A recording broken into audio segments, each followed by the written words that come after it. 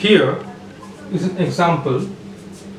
Suppose this is a system where two solutions, solution A and solution A dash, are separated by a semi-permeable membrane given in the green color. In solution A, the solute percentage is, in solution A, the solute percentage is 50% and solvent is 50%. In solution A dash, the solute percentage is 25 and solvent is 75%. So here you can see the solute is higher on solution A than solution A dash, where the solute percentage is 25. The solute will exert a pressure on the semi-permeable membrane. The solute will exert a pressure on this semi-permeable membrane.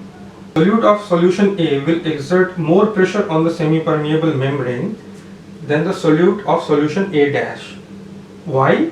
Because the solute in the solution A has 50% and solution A dash has solute 25%. So more the solute percentage, the more is the pressure is on the semi-permeable membrane, and the more the pressure, the more is higher the osmotic pressure. So osmotic pressure of given by solution A due to the higher percentage of solute, which is 50%, is much more than the solution A dash where solute is 25%.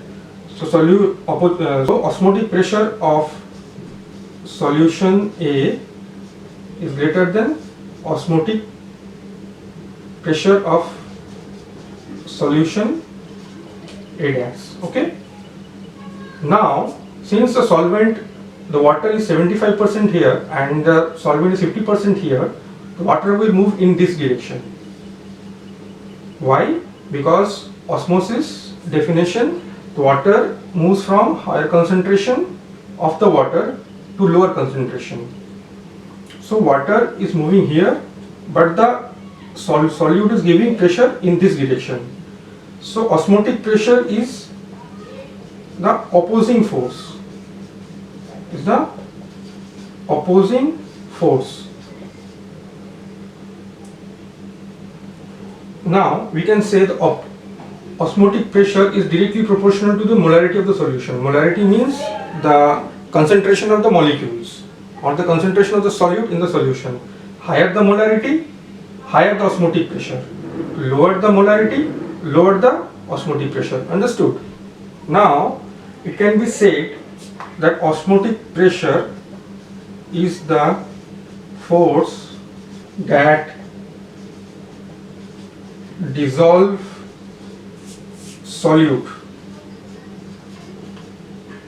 solute exerts by the virtue of its motion on the semi-permeable membrane where it cannot pass. So osmotic pressure is the force that dissolves solute or substance, exerts by the virtue of its motion on the semi-permeable membrane where it cannot pass. So this is the definition of osmotic pressure in another way. While understanding of the water absorption, we have to deal with the turgor pressure and the wall pressure also. Let's understand this concept. Turgor pressure, as the name suggests, is the hydrostatic pressure with which the protoplasm of the cell presses against the cell wall to the outside entry of water. While water entering the system, while water entering the cell due to endosmosis, causing the cell to become turgid, the hydrostatic pressure increases, and that is the turgor pressure. In this diagram, you can see the blue lines, the blue arrows are the turgor pressure, water entering the system due to endosmosis, and this red dotted line is the vacuole. As the more the water is entering, the larger the TP or the turgor pressure is increasing. Now what is the wall pressure? Wall pressure is the equally opposing force to the turgor pressure. As the turgor pressure increases, which stretches the cell to become turgid, the wall, you can see the wall pressure, you can see in the green lines, gives pressure back towards the cell, and this is the opposing force to the turgor pressure. It opposes the entry of water, and this OP is the osmotic pressure, due to which the water is entering the cell. When fully turgid, that means when endosmosis is happening and that full cell becomes fully turgid, the TP is equal to WP. The wall pressure becomes equal to the turgor pressure. So this is the two important pressure systems developed inside the plant cell, and we have to understand this.